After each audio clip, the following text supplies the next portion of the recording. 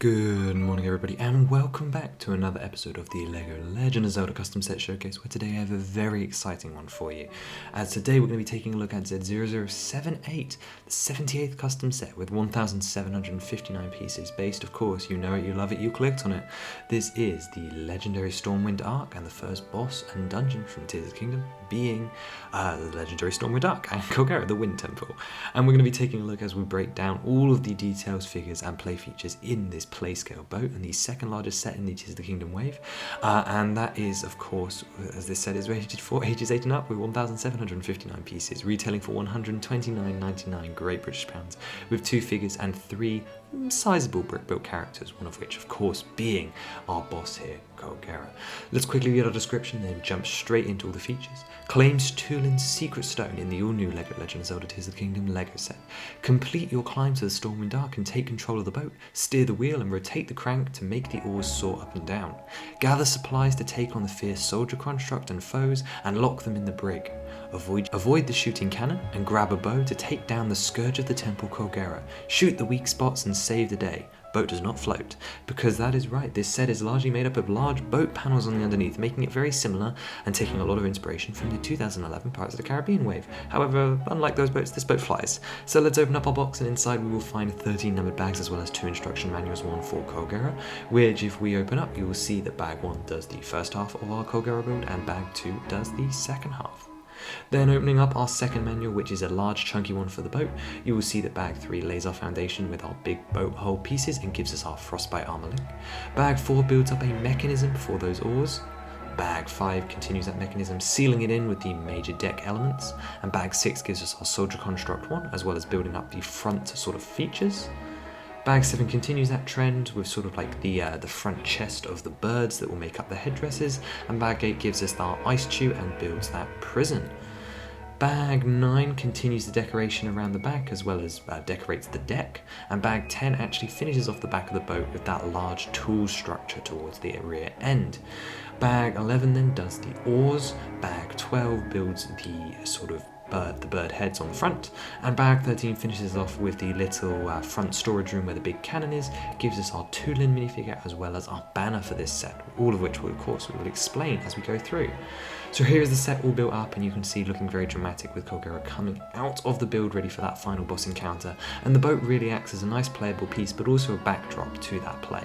We're actually going to start with a big sky worm based off COLGERA himself as we look here, and as you can see he's been recreated faithfully. Now you may be questioning where his eyes are. Those of course are prints that have been applied in post, and you'll see those on his drawn version in just a bit, so don't worry, he does indeed have eyes, but there are a couple of cool details to take a look at. As mentioned, all 3 body segments are here, with the wings on the front too, his tail, and then of course his head with his giant pincers, or COLGERA jaw as the weapon is known on the fuse. At the front we have a variety of different elements designed to represent teeth, as well as all of these slope bricks, which is where those prints will appear for the eyes. With the claws, of course, they have a little bit of posability, made again up of lots of different icicle points in various shades of grey, but of course they can open out if you want them to. But I think more interestingly is, of course, you could detach the jaw and then use it as a fuse component, specifically attaching either a minifigure hand to that bar element or attaching it to another weapon in order to make a COLGERA jaw scythe or a COLGERA jaw blade, depending on your fancy. But once again, another fuse part here in our Tears of the Kingdom Lego sets.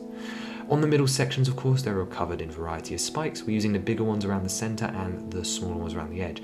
Originally the feature was included where you could actually flick the spikes out and up, however this was scrapped for a better feature in my opinion. Naturally, of course, we're using the dragon wings on the side, and these can of course flap up and down, which is always awesome to see. Towards the tail, just some more pentagonal nexo shields to get that more scaly crystalline look, as well as 2 icicles to end it all off in. And of course every single segment here is posable and as light as possible so that he can actually stand in a variety of different poses. Of course though, what I think makes COLGERA most unique is of course the underside, and while it's a little bit tricky to see here, all 3 of his weak points, including their internal form, are represented here. Taking a closer look up, you can see I'm using this transparent dish element to cover over a dark purple snowflake, which is representing what you would dive through. And while you can't dive through from the top, you can of course pull the dish out of the way as if you've shot it off, and then shoot the internal weak point, detaching it from the model and therefore killing him if you wanted to recreate the accurate boss battle. And here are just a couple of shots of him in the wild. You can see one here looming over the boat, as in the main shot. Here he is on his own standing up, and of course he'd need to attach to something. There is one more feature to COLGERA that we're going to be coming and taking a look back at, and that is purely just for display options. And here you can see his drawn variation over on the far right with those eye prints on there. Just a simple one on the 3 major central slopes to give that extra bit of personality. Now some of you may be wondering about the colour choice, but I'll come back to that later. For now though, enjoyed this little quick render here with our minifigures all preparing for the fight, just like the scene in the cutscene, and let's take a look at our main star really, or well, most of the pieces go, and that is of course the Stormwind Arc. Now, being a boat that flies, as I mentioned earlier, it makes perfect sense that this thing is based off the pirate ship hull pieces to give it a nice sturdy and quick to build foundation. From the front on it looks quite menacing, and you can see it's quite a 3D build, and from the back you'll notice a couple more details, although definitely looking more ugly around the back, as it is with most playsets. It's a miracle that this one is even enclosed.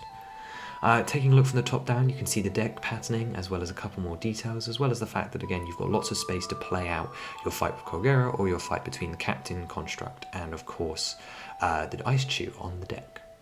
Around the back though, you will have noticed these guys here, and they are 2 handles that turn independently of each other, and they serve one important function in this set that I want to get out of the way nice and early, and that has to do with these guys here. These are the oars on the main side. There are 4 on each side of the boat, and these are actually attached to those cranks so that as you turn the cranks, a cam mechanism will raise these oars up in sequence so it actually looks like this boat is paddling through the air. This is something I wanted from the beginning, and you sort of get an idea about how it's working from here.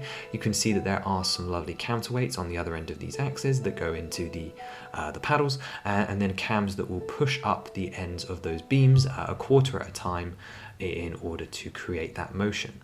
Here you can see all 4 of them in situ, and you can see the cams rotating freely. I checked for clearance, and you've got lots of support in there to make sure this works, and while the oars aren't the perfect shape, they do work quite nicely given the limitation of space. And as you can see, that's replicated on both sides, meaning that unfortunately you do have to crank them independently. This is because the gearing included in the set was just not viable at 1, the price point, but 2, the age rating I was going for. And unfortunately this function does take up a lot of the interior deck space, meaning that a lot of the internal puzzles were not recreated. However, that was a compromise I was willing to make, and you'll see why later on. Taking a closer look up at the design, you can see a lot more of those Rito patterns have been replicated from what we saw in the Barracuda Ambush set. You can see once again the tan triangle and sand green pattern that was on that set has been repeated, as well as in between the oars there is a curved tile pattern, as well as just on the oars themselves you've got a variety of curved tiles to create sort of an emblem here.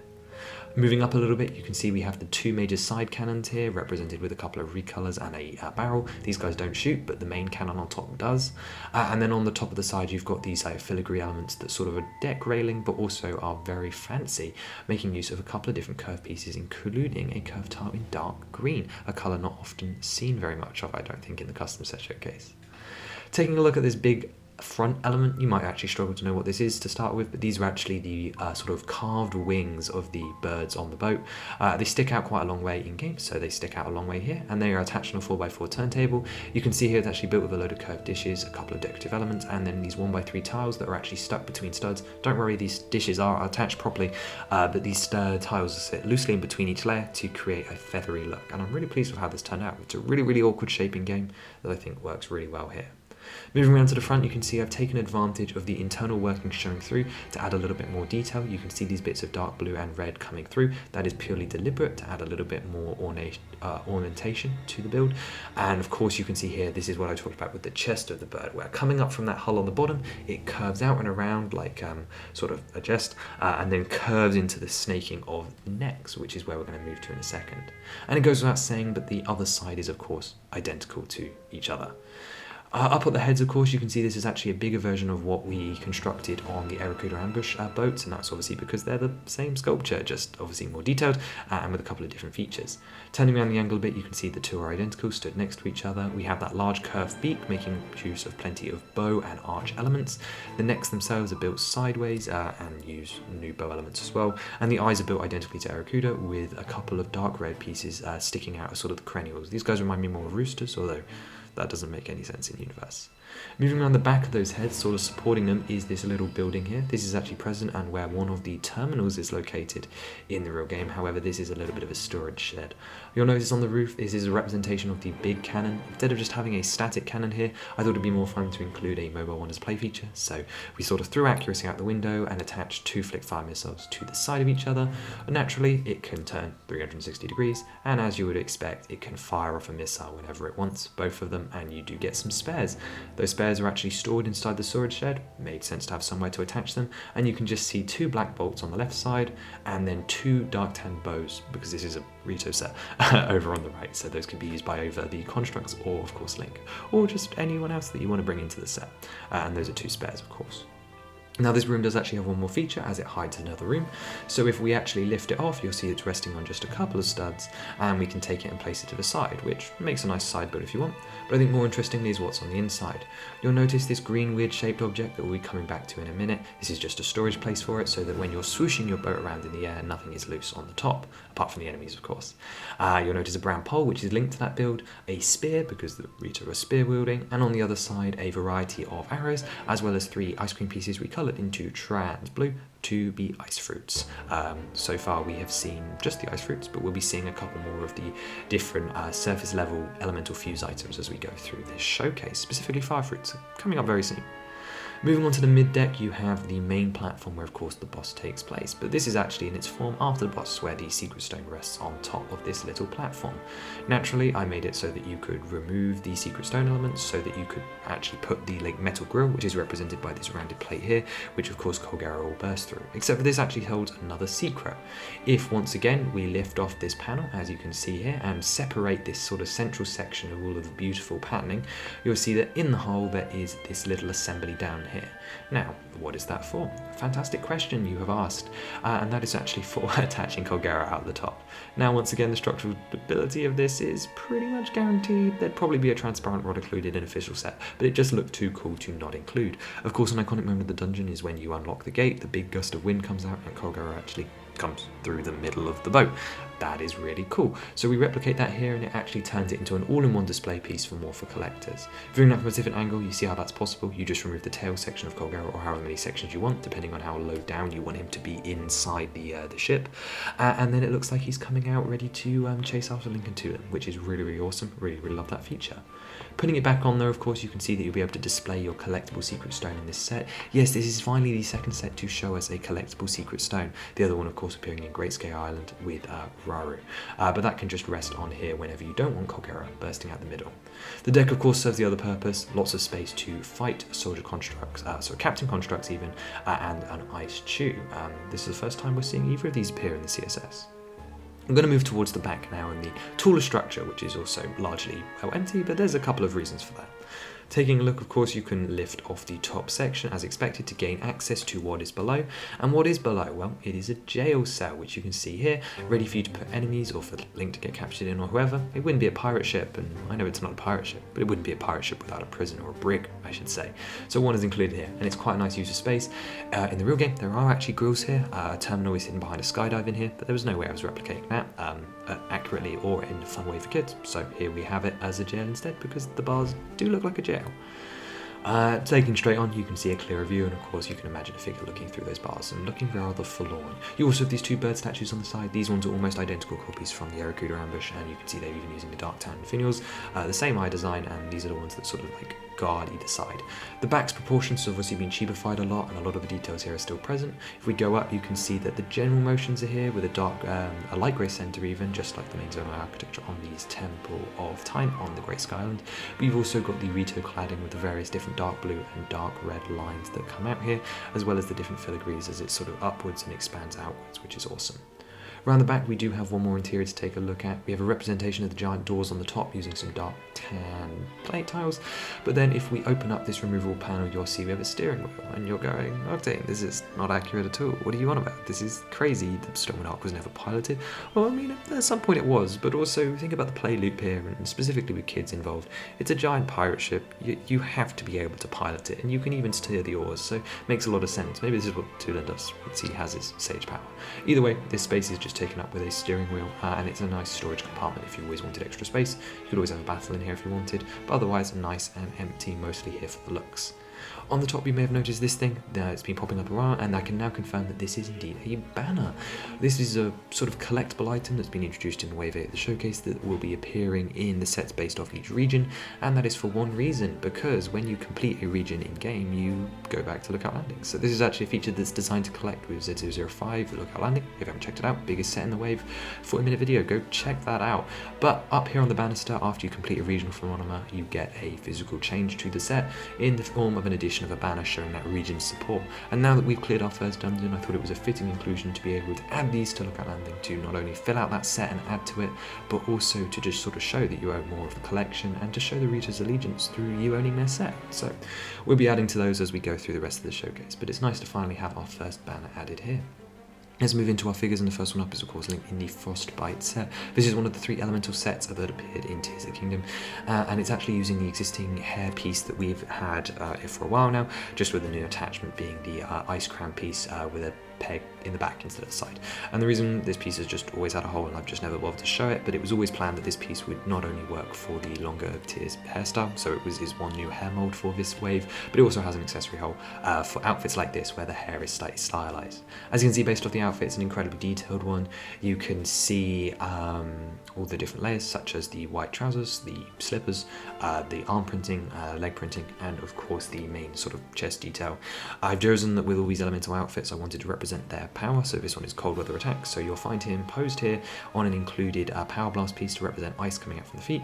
He has a normal soldier's broadsword in this set and just has some ice coming out of his hands to sort of make it just feel a little more cool. Of course, a unique face print with the face, the makeup on it, just to add a little bit more of a special figure to this large set. Don't worry, you will be seeing the other 2 variants very soon, and if anyone was curious at all, no, I did not make a separate render of this guy just so that I could draw the backless dress.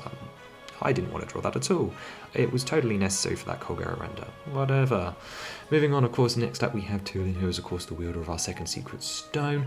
You can see here, of course, he's using new head mod, as has been budgeted out. I knew I'd have to do one for him, and he has a detailed torso and legs. No arm printing on this one because it would just be feathers. He's once again got arms instead of wings, unlike some of the other Rito, so that he can hold a bow, which here is in medium nougat. Instead of giving him the great eagle bow piece that I designed, well, collection of like a mini build I designed for a Rivali, he hasn't earned it at this point, so he doesn't have it here. Tulin looks a little scary, but trust me, he was much scarier when his mouth was open. Once again, as I mentioned, this set is one to include a secret stone, one of 8 that will be appearing across the full 18 sets. And of course, this is another collect them all gimmick that we have. The first one, of course, appearing in our first set, 00474, the Great Sky Island. That was Rara's Stone of Light. Here we have Tulin's Secret Stone of Wind, and we will be seeing the other 6 shortly across the other sets. Next up we have the Ice 2, and of course once again I have chosen to stick with the Wind Waker design because the Breath of the Wild design it does not lend itself to being turned into a figure. So once again here we're using Wind Waker to make Ice Chews. It's just cute, it's fun, and I don't think anyone's minding about continuity. I think the Chew design in Wind Waker was just the best in the series, meaning it is the best suited for sets, so makes sense all around. Next up though we have the Captain Construct, and this is a figure that you will have seen before if you've watched my Constructs video, but also he is exclusive to this set. You can see that here the base of his reference material, he is the basic form. There's a Construct horn on his head, which of course can be used in various different weapon fusions. He has the cattle horns around the base recoloured into dark sand green. He's using the Dr. Octopus tentacle piece technique between the minifigure poses and the polo studs to create wibbly wobbly arms, and you can see he actually has his bow and a technique piece and 2 animal horns in one hand, and of course he can pick up and fuse anything he likes on his other hand, including if you own the Ultra Hand toolbox set, he could pick up emitters from that set. They are indeed compatible. Once again, a pair of prints on the cone and dish, but that's about all for this guy. And then lastly in the set is COLGERA. We spent a lot of time looking at the build here, so once again I just want to draw attention to the eyes, and then of course the colour. In a lot of the official art, and specifically in the Wind Temple, COLGERA looks quite blue. If you look at it in the depths, he's clearly grey, and light grey is the better colour choice here, as I wouldn't imagine trying to do this in a light blue would be incredibly painful, and the parts just wouldn't exist. At the moment, COLGERA is actually 100% buildable, so I look forward to adding him to my collection in real life soon, and seeing if he is stable enough, or whether I have to build a custom display stand. And of course he's the first of the 5 bosses, all of which will appearing in various different sets. It feels very late into the showcase to only be seeing one, but they're going to come thick and fast from now on. However, there is one more comparison we need to take a look at, and that is of course it's well, its sort of sister set, which is Z069, the Aracuda Ambush. If you haven't checked that one out, this one features, of course, these smaller retail ships, which play a huge part of Rising Iron Chain, as well as a couple of other figures like Constructs and Bokoblin and Aracuda. And of course, if you bought lots of them, you could, of course, combine them together. Not to mention, those smaller ships actually have a really fun feature with a spring element, allowing you to spring off into the air. So here you can see someone went overboard, bought a whole ton, or the parts off Briglink, and sort of combined them into the storm that surrounds the Stormwind Arc. And I've just got a couple of renders here that look really, really cool. So we're just going to flick through these nice and slow, and you can see all of the smaller ships sort of flowing between them. And of course, you would dive down in the middle, but also these like lead up. It's really, really cool. I'm really, really pleased with the joint aesthetic between them. They share a lot of DNA, and I'm really, really pleased with that. Here's my favourite one, I think. I just like the idea of him being in the corner here, and you could have COLGERA, and it's really cool.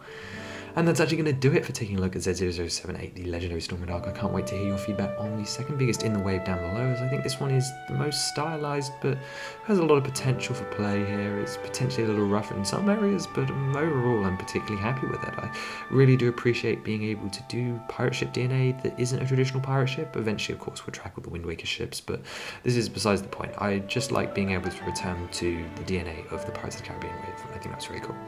Next week, of course, well, not next week, but next time on the showcase, we'll be doing Z073. This is the codename King. Once again, no banner and no secret stone, but I think it's fairly obvious what this is. So leave your thoughts about Stormwind Arc down below, and how you're enjoying the showcase so far, and how you appreciate all these different aspects that connect together, because it sure takes a lot of work. And I will see you very, very soon.